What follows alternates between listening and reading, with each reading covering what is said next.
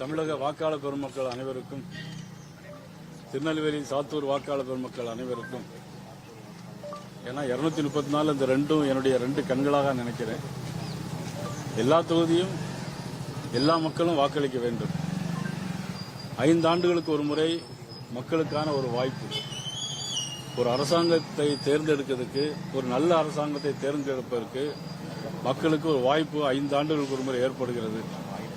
அந்த வாய்ப்பு இன்றைக்கு இந்த நாள் அமைந்திருக்கிறது. இந்த நாளை அனைத்து வாக்காளர் பெருமக்கள் நாட்டின் நலன் கருதி, நாட்டு மக்களுடைய நலன் கருதி, எதிர்கால சந்ததியர்கள் நலன் கருதி தமிழகத்தில் போதைப் பொருட்கள் இல்லாமல் இருக்க வேண்டும். அதே நேரத்தில் எதிர்கால சந்ததியினர்கள், நம்முடைய தலைமுறையினர், அவர்களுக்கு நல்ல முறையில் வாழ்வதற்கு வழிகாட்டுகின்ற நாளாக தங்களுடைய விலை மதிப்பில்லாத இந்த வாக்குரிமையை அனைவரும் பயன்படுத்த வேண்டும். நான் இந்த நேரத்தில் கேட்டுக்கொள்கிறேன். தமிழக பாரதிய ஜனதா கட்சியினுடைய சார்பாக நான் மீண்டும் கேட்டுக்கொள்வது, அனைவரும் இந்த 7 மணிக்கு ஆரம்பித்து கிட்டத்தட்ட ஒவ்வொரு பூத்திலும் 200 பேர் வாக்களித்திருக்கிறார்கள். இன்னும் சில பூத்துகளில் 500 பேர் இருக்கிறார்கள், 600 பேர் இருக்கிறார்கள், 1000 பூத் எண்ணிக்கை கூட இருக்கிறது. அதில் நீங்கள் தேர்ந்தெடுக்கப்பட வேண்டிய யாருக்கு வாக்களிக்க வேண்டும், முதலமைச்சராக யார் வர வேண்டும். 5 ஆண்டு காலம் ஏற்கனவே முதலமைச்சராக இருந்த மதிப்புக்குரிய ஸ்டாலின் அவர்கள் ஒரு நல்ல ஆட்சியை தரவில்லை என்பதை இன்னைக்கு நாடு கண்கூடாக கண்டிருக்கிறது. ஒரு குடும்ப ஆட்சி, கஞ்சா நிறைந்த தமிழகம், பெண்கள் கண்ணீர் வடிக்கிற தமிழகம்.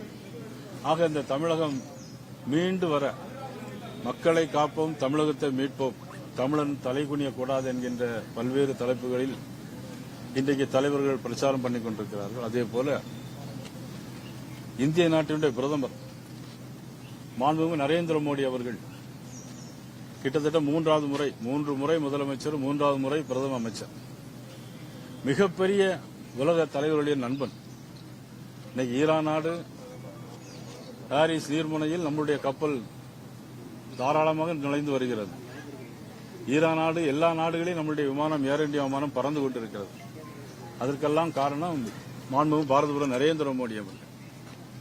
பாரதிய ஜனதா கட்சி, அனைத்து இந்திய அண்ணா திராவிட முன்னேற்ற கழகம், தமிழ் மாநில காங்கிரஸ், அம்மா மக்கள் முன்னேற்ற கழகம், அண்ணன் ஜான் பாண்டியன் தலைமையிலான தமிழக மக்கள் முன்னேற்ற கழகம், தமிழக யாதவ மகாசபை மற்றும் நீதி கட்சி, பாரிவேந்தர் தலைமையிலான ஐஜேகே கட்சி, இன்னும் பிற சமுதாய அமைப்புகள், எல்லா அமைப்புகளும் சேர்ந்து இந்த தேர்தலில் நாட்டு மக்களுக்கு அடுத்த 5 ஆண்டுகளில் நல்லது நடக்க வேண்டும் என்பதற்காக இந்த தேர்தலை போட்டியிடுகிறது. வாக்காளர் பெருமக்கள் இதை புரிந்து கொண்டு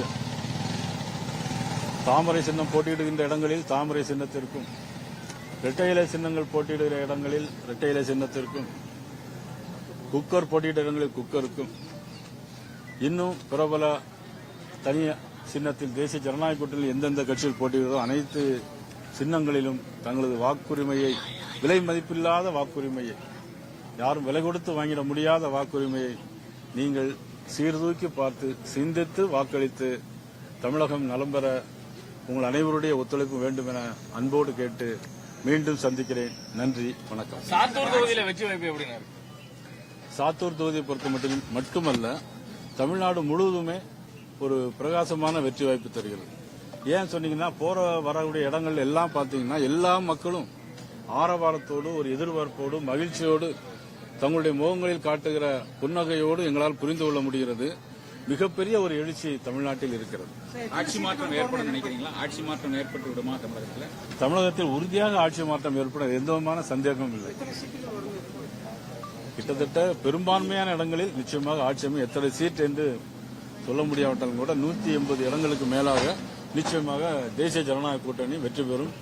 தமிழகத்தினுடைய முதலமைச்சராக அண்ணன் இபிஎஸ் அவர்கள் வருவார்கள். விஜய் அவர்கள் ஏதாவது இந்த தேர்தலில் தாக்கத்தை ஏற்படுத்துவார்னு பாக்குறீங்களா? விஜய் தாக்கத்தை ஏற்படுத்த முடியாது. எல்லாத்துக்கும் கொஞ்சம் கொஞ்சம் ஓட்டுகளை வாங்கி பிரிப்பார்.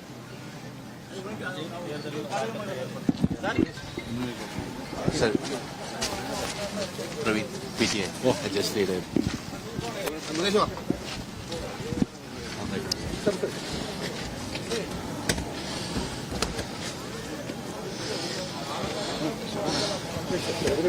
நிறைய போலிங் நடந்துட்டு இருக்கு. மலையாளத்தில் പറയணுமா? வேணாம், you can speak in Tamil or in English.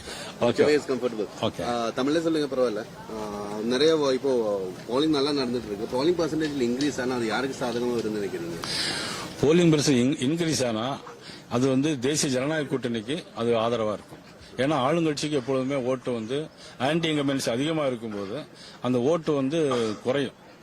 ஏன் இப்போ வந்து ஆன்டி இன்கம்பன்சி ஃபேக்டர் பத்தி சொல்லிங்க. போலிங் பர்சன்டேஜ் வந்து எஸ்ஐஆர் வந்து ஒரு ஃபேக்டர். நிறைய எல்லாருமே எதிர்த்தாங்க எஸ்ஐஆர் வரும்போது.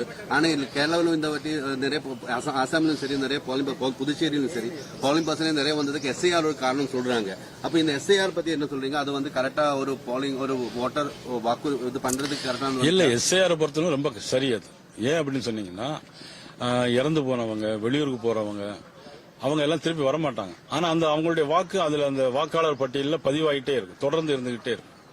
ஆக இந்த ஓட்டு போலிங் இன்க்ரீஸ் ஆகிறதுக்கு காரணம் எஸ்ஐஆர் ஒரு காரணம், ஆன்டி இன்கம்பன்சி அதிகமா இருப்பதும் ஒரு காரணம்.